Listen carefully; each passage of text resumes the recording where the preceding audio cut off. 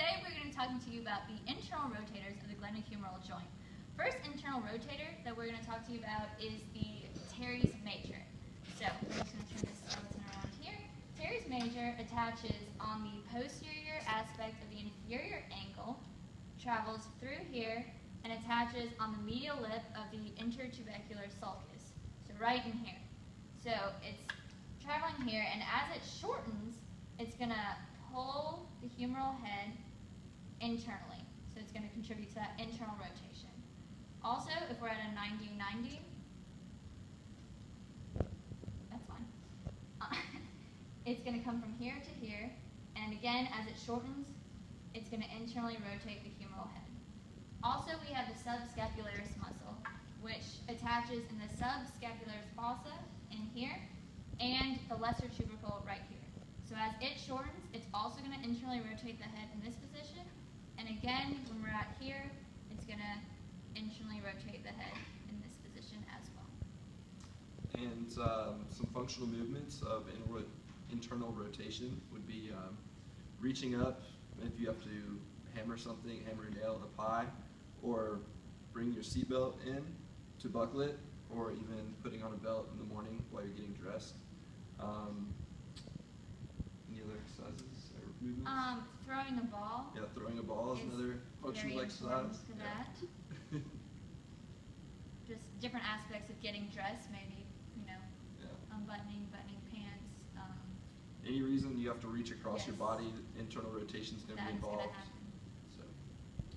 Okay. All right, Rochelle, so today we're going to be doing some internal rotation exercise. First, because you are low level and very weak, we are going yes, so weak. All right, right here, we're going to put a towel here to put her internal rotators in good length tension relationship, and we're also going to put this towel here to prevent her from going into adduction to kind of compensate an internal rotation. Next, we are going to have her grasp the balloon. Is that comfortable for you? All right, so what we're going to have Rochelle do is we're going to have her internally rotate and aim to kind of hit the, yes, like that. Basically, why this activity is low level is she's in a gravity limited position, and she's also only performing concentric internal rotation. She also has minimal resistance because it is only a balloon. You may be asking yourself, what does the balloon do? Well, it makes this exercise insanely fun. Just look at Rochelle.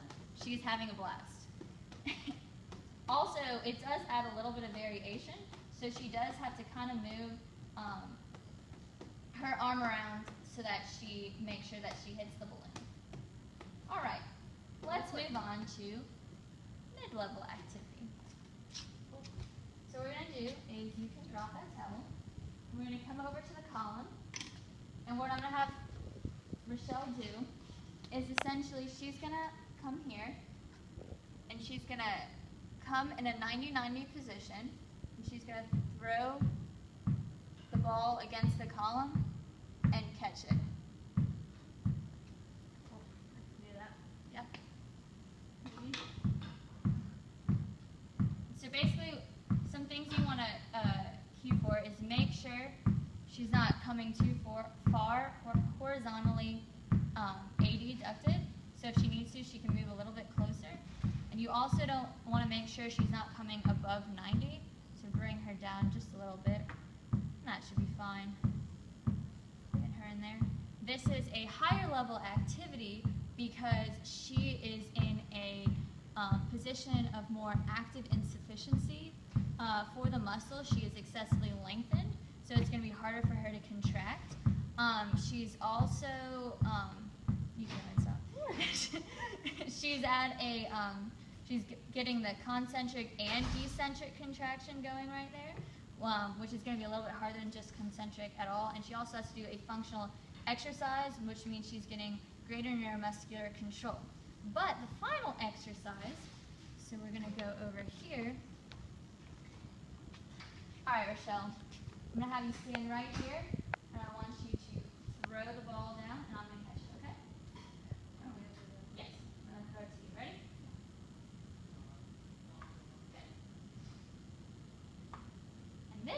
a higher level activity because she's moving through a greater range of motion, kind of getting that concentric, and then she's catching it, also coming back a little bit eccentrically as well. Now, to make this even harder, you probably don't want to use a tennis ball, you want to use a medicine ball.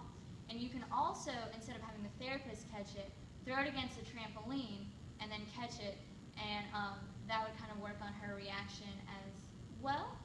And I think that is it. All right, so Todd here is going to be our patient. He's going to demonstrate to us the 3 levels of internal rotation. So we're going to start off with a light workout. He's in a gravity eliminated position, and he's going to hold a towel. You can use a towel or a sweatshirt, whatever you have, and hold it against your body. And he's going to internally rotate here. And he's going to squeeze that towel against his body and isometrically hold for however long or how many sets, whatever your goal is, whether it's resistance or to build strength or endurance. So that's first level.